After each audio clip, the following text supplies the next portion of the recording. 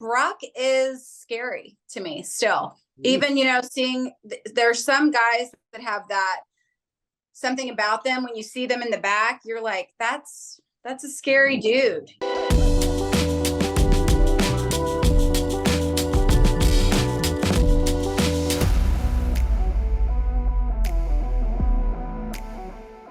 Teil Runnels, welcome to the Apter chat.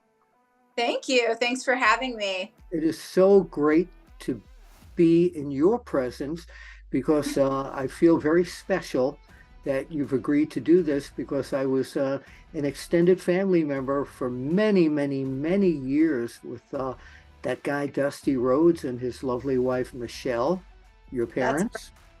You guys go way back. We do. Gosh, I remember him back in the days that I photographed him in AWA with Dick Murdoch, but mainly all the big championship matches. So when did you first start realizing what your dad was doing for a living? What do you remember about that? Well, if you remember, my parents took Cody and I pretty much everywhere. And because he worked behind the scenes as well, we had to be at the building, I remember, or at the tapings like all day. So I remember he worked in TV, and I kind of realized early on that he was somebody that was known, that people knew, because especially when we lived in Charlotte, or Tampa, so many people would come up to him and stop him. So I knew that he was famous, but I don't remember the wrestling so much. I was maybe a little older, like 5 or 6, before I realized, what he did for a living. When you saw that, what he did for a living, and you saw guys beating him up, were you scared? Yeah. Were you scared? Did he talk to you about what it was all about? Never. We never had that talk like he did with the boys. I figured it out later, but even when I was little, and even when I was older, actually, like in my 20s, when I would see Rick places, I would be like mad, and I wouldn't want to go near him, which is so funny now. But yeah, I wouldn't get too scared though, because, I always remember, he'd come home after, and it would be just kind of normal at home stuff. So I never really got scared with him wrestling.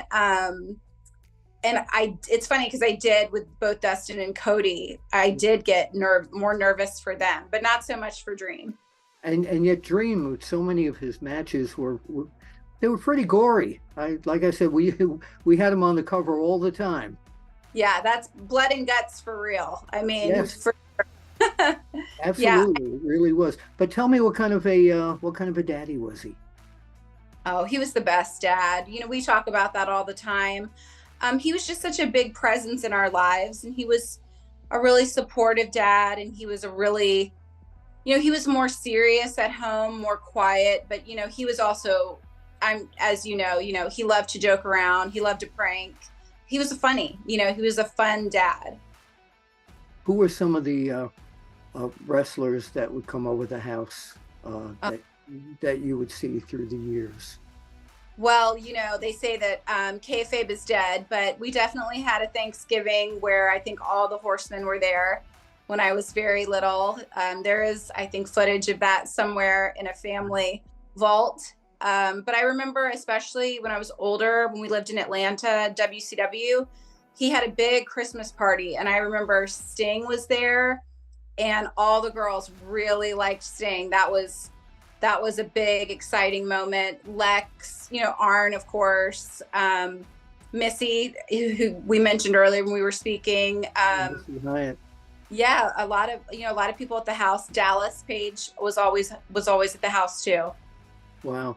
So did you have a personal favorite wrestler growing up beside your dad? Yeah, I did, and nobody ever asks me that. So I liked. Well, wait, that's why you're on the Apter chat. Yeah, what a great question, Bill. I loved Bret Hart, and I remember he gave me his glasses during, I think, probably a house show during the Polka Dot run. And growing up, my favorite though, you know, I was a WCW kid, was Rey Mysterio. He was my like first real favorite wrestler. Yeah. Wow. So when you got to meet him the first time, was he masked or unmasked? He was unmasked. And I do remember, I was a young teen, remembering, you know, I thought he was so cute under his mask. Yeah, yeah. Do you still stay in touch with him? I don't, but I got to talk to him at the first All In that he did. And, you know, I told him, I said, you know, that he was always one of my faves. And it's just so funny now with Cody, just having worked with Dom. It's such an interesting business, the way it all kind of comes back and how all the families come back around. So the whole thing with since Rey was your favorite, what do you think about this whole storyline that's going on with Rey and Dominik? I mean, it's pretty that's almost like if Dusty was around and it happened with Cody. What Yeah, some of the, you know, it's always tricky, the adding some of the real stuff into the storylines on TV. I think it's a little different with Dom than it was, let's say, with Dusty Goldust, but you have to be careful. Right. Yeah, but I think it's great. I mean, obviously, him and Mommy, that whole Judgment Day is such a fun group, and the reactions they're getting are really big because we were just at Raw here in Atlanta on Monday. Well, that's one of the other things that I wanted to talk to you about, is that at Raw, you, your mother Michelle, and other members of your family were right there at ringside when your brother Cody was being accosted, beaten up terribly by Brock Lesnar. So I watched faces there, and I was looking at you, and I said, you know, I've got to call her. Said, yeah. Tell us what that felt like. You've seen Cody beaten up before, and you've seen him beating other guys, but this was like, to me, I'm still a wrestling fan. It was something that I didn't expect. Yeah. So tell me what went through your mind and what you thought of this whole segment. Well, you know, when he came out first in his hometown to that, you know, great ovation here in Atlanta, and he, you know, spoke, you know, emotionally about my mom, in the back of my mind, I thought, this is going too well. This is really nice. Cause you know, the WWE, there is a reputation, if you're in your hometown, you could have a hard time. So when his music hit, I was like, oh, here we go, you know? But Brock is scary to me still. Even, you know, seeing there's some guys that have that something about them. When you see them in the back, you're like, that's a scary dude, you know? Yeah. So tell us your reaction when you saw what happened. Yeah. It was literally right in front of you. Your mother was yelling at him. Yes. And, you know, I thought she was going to jump the rail because, you know, she pretty crazy. Her and my daughter, we were laughing that we had to hold them back. But yeah, I think it was pretty shocking.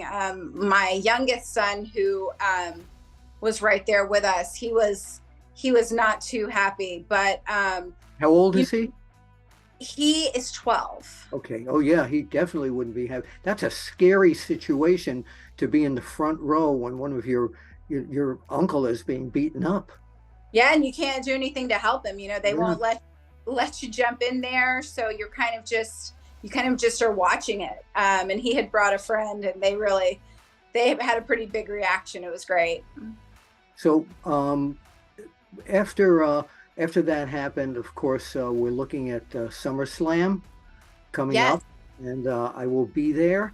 And I know he's your brother, but isn't it scary to see that he's going to go in the ring against this monster, this beast, Brock Lesnar? He's done it before, but it seems that Lesnar just wants to eliminate him from the WWE.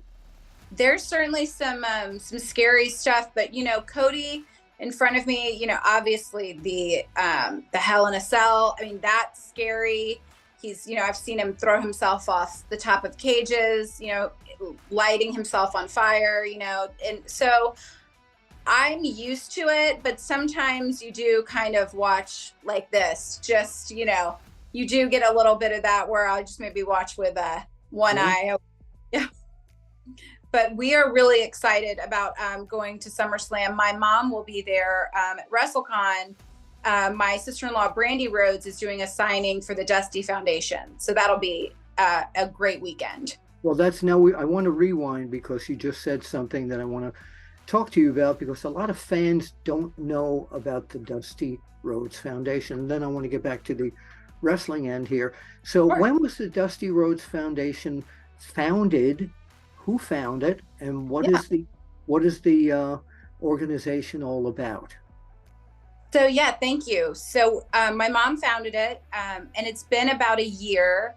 The process started a little bit before that. We had always wanted to do something to honor Dream, and he was so involved with youth sports. He was, obviously Cody's football coach, and he was really generous with the youth in our area where we grew up, kind of privately, to help some kids pay for sports and to be on teams that couldn't. So that was really a natural fit when we thought, what is a nonprofit we could start, to honor his memory.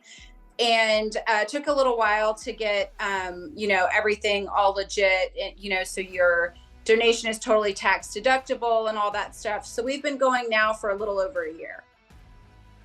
So where can people find the Dusty Rhodes Foundation? And if they wanted to donate, which I am urging all the Apter chatters out there to do, how do they go ahead and do that? Yes, so you can find us online at dustyrhodesfoundation.org.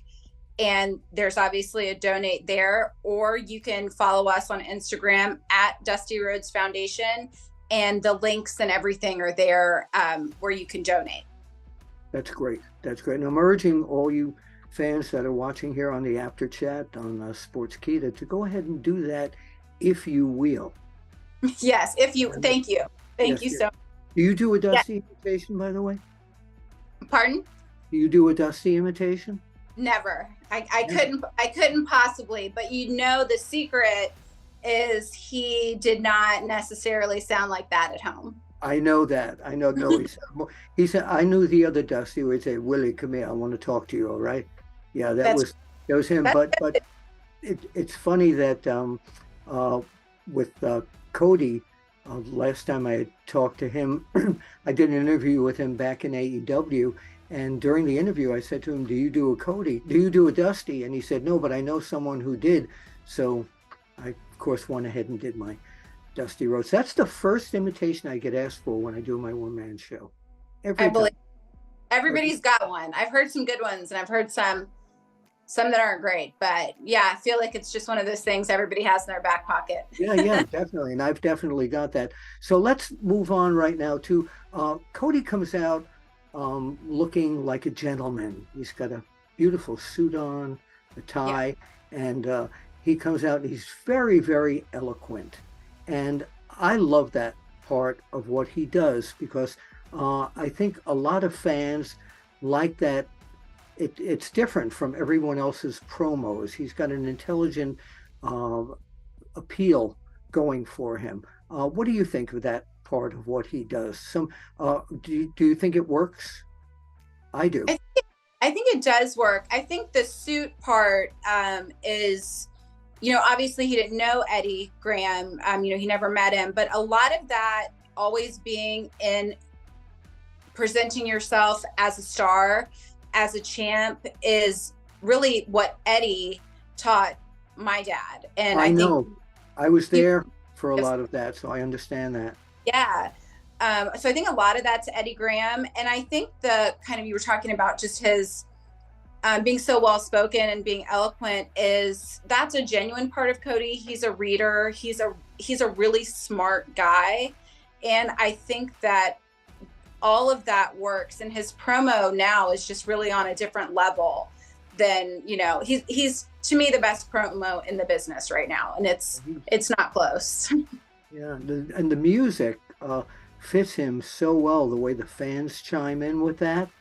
Yeah, it was great because we had a screening here for family and friends in Atlanta of his documentary, and Downstate, the band who does his music, that's been with him since the Indies, and then obviously AEW to now, were there as well. So I thought that was pretty cool. Now I heard, Pete, some of the interviews on the red carpet, and what I was nicely surprised about was to hear that the Young Bucks were included in the premiere in the Peacock film there, and also did they use any? Were you surprised about that Young Bucks were in there? I wasn't, just because I think that Cody's been really gracious to everyone that he worked with in that time, and they all kind of needed each other to get that thing going. So I wasn't surprised. I was more surprised that the WWE allowed there's, I believe, some Ring of Honor footage. There's a lot of indie promotions that let them, use New Japan as well. Yes. And as soon as they announced it, people were like already on Twitter, oh, they're not going to use, it's just going to be like this big blank thing for these years. But if you watch it on the 31st on Peacock, it's very honest, but it's very thorough of that whole time when he left. Yeah, that's amazing. What about Dustin? Was Dustin in it as well? Dustin is in it. He does not have an interview in it. They're really not a lot of long interviews in it. I'm in it, my mom's in it, but those are pretty short. There's a lot of other wrestlers in it, but Dustin is not in an interview, but they obviously talk about Dustin, and there's a lot of footage that Dustin is in, and obviously that's something that's included too. Oh yeah, see that's great. Do you feel, this is kind of family talk. Do you feel that Dustin, and I know he's wonderful with his school and with the AEW, but do you think eventually, he might want to make some sort of appearance with Cody, to help this whole story? I don't know. I do know what his contract is at AEW, and that he's still under contract there. And I don't think it would shock me if they ever had another match together, because, the one that kind of really made that company, it was great and it was perfect. And I don't think they'll revisit that. But with Dustin, going back, I think it's just a never say never. It's my opinion, certainly, that Dustin, should be in the Hall of Fame, but that's just how I feel personally about it. I totally agree with that. I remember when Dustin was coming up and your dad introduced me to him for the first time backstage at one of the Great American Bashes outside. So I have very fond memories of him.